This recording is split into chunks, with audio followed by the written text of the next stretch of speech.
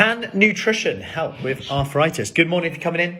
Give me a hello if you're on replay, drop a replay. So yesterday we went through in a bit more detail rheumatoid arthritis, osteoarthritis, and we were talking about nutrition and some of the things that we can do. And today I wanted to give you two things that might be linked to it, especially when it comes to osteoarthritis. So rheumatoid arthritis is more autoimmune. So osteoarthritis, let's have a look what it's linked to. So it is linked with weight. It's also linked with a lack of exercise, stress, time on earth, age, in other words, but also cholesterol. So one thing that you could do today is to perhaps get a handle on your cholesterol if that is something that's linked with it.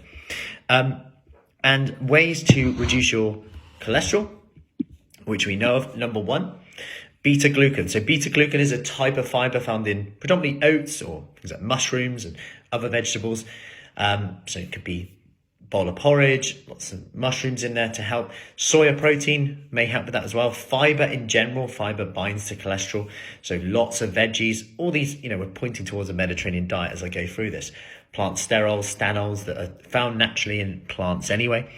And weight loss is all associated with a reduction in cholesterol, which may help with symptoms of osteoarthritis. Then we've got things like exercise. Of course, it's a fine balance. If you've got arthritis, you might think you can't exercise, but it's things like when you're doing squats, not worrying about full range of movement. So rather than going, right, I have to go all the way down to squat, so I can't squat, just squat halfway down. In fact, the other day in our session, we were raising a box, so a chair. So raising a chair, so say I'm squatting on a chair like so here, instead of, if you are listening to this, it won't make sense. Instead of squatting all the way to the chair, I can add a few cushions, add a pile of clothes that need ironing, and I can just go to there and up. And when I do this, I'm digging my heels in the floor as hard as I can.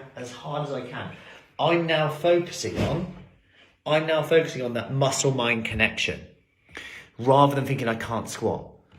Always focusing on what you can do. Upper body, think about posture work, YTWs.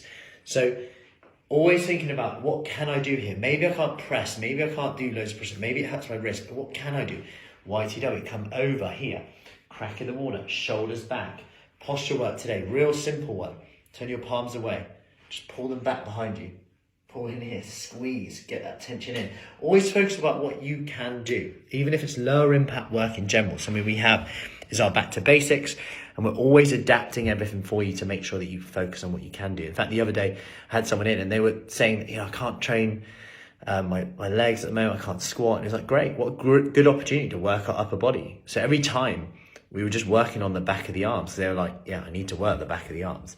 So that's two things right there. Now, once you've applied them and you've applied a more Mediterranean diet, which is what the research shows, only then would I point towards potentially FODMAP foods, gluten, milk, dairy, that could be perhaps triggers, but only then would I go with this.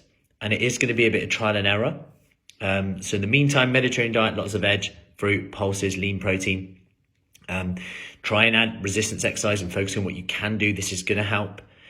And looking at cholesterol if that is correlated for you.